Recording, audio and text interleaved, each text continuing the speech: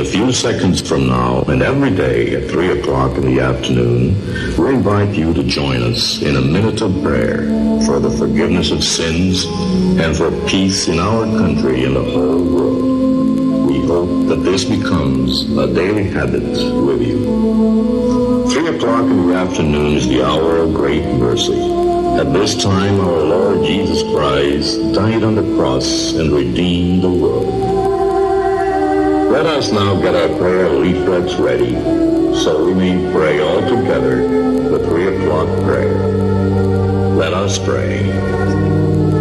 You died, Jesus, that the source of life flowed out for souls, and the ocean of mercy opened up for the whole world. O fountain of life, immeasurable divine mercy, cover the whole world and empty yourself out upon us. O blood and water which flowed out from the heart of Jesus as a fountain of mercy for us, I trust in you. Holy God, Holy Mighty One, Holy Immortal One, have mercy on us and the whole world. Holy God, Holy Mighty One, Holy Immortal One, have mercy on us and the whole world. Holy God, Holy Mighty One, Holy Immortal One, have mercy on us and the whole world. Amen. Jesus, King of mercy, we trust in you. We have just as one nation started the beautiful 3 o'clock habit. We have just prayed to our Lord Jesus Christ for peace in our country and the whole world. We fervently hope that we started in you this 3 o'clock habit for you to keep and offer a few seconds of your time each day to talk to Jesus and pray for forgiveness of sins and world peace. Magandang araw sa inyong lahat. Ngayon, pag-uusapan natin ang isang napakahalagang bahagi ng kasaysayan ng telebisyon sa Pilipinas, ang 3 o'clock prayer sa RPN 9. At bakit nga ba ito nawala sa ere? Alamin natin yan dito sa Pinoy Wisdom.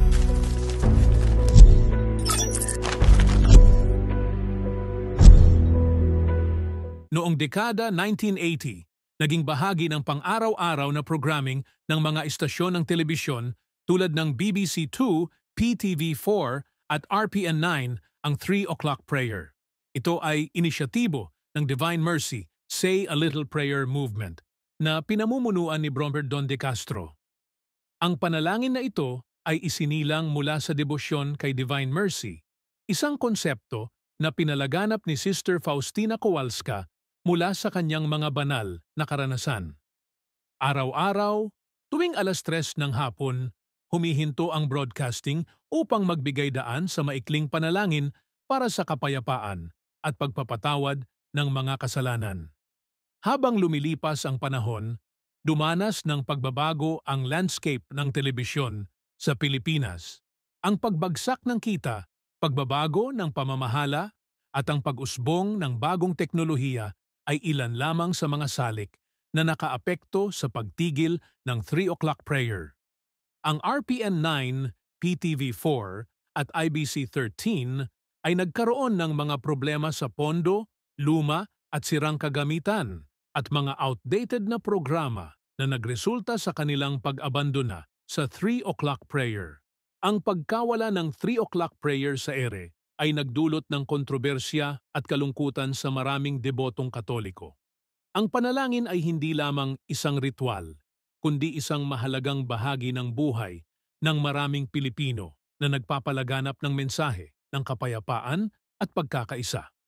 Sa katunayan, ang ABS-CBN ay patuloy na nagpatugtog ng 3 o'clock prayer hanggang 2015, kahit na nagkaroon din sila ng sariling bersyon noong 2002.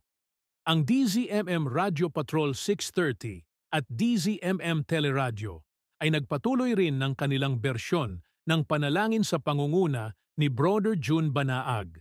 Sa panahon ngayon, nagbago na ang paraan ng pagtanggap ng mga Pilipino sa media. Ang telebisyon na dating pangunahing pinagkukunan ng impormasyon at libangan ay unti-unti nang napapalitan ng internet at social media. Ang mga kabataang Pilipino ngayon ay mas nakatuon na sa mga bagong anyo ng media na nagresulta sa pagkalimot sa tradisyon ng 3 o'clock prayer sa telebisyon. Sa kabila ng pagbabago, ang 3 o'clock prayer ay nananatiling isang mahalagang bahagi ng kasaysayan ng media at relihiyon sa Pilipinas. Ito ay nagsilbing paalala sa mga tao na sa bawat oras ng 3:00 ng hapon, maglaan ng sandali upang magnilay, magdasal at humingi ng kapatawaran at kapayapaan. Ano ang inyong mga alaala o karanasan sa 3 o'clock prayer? I-share nyo ang inyong mga opinyon sa comment section sa ibaba. Maraming salamat sa inyong pakikinig. Huwag kalimutang mag-subscribe at i-click ang notification bell para sa iba pang mga interesanting kwento at balita.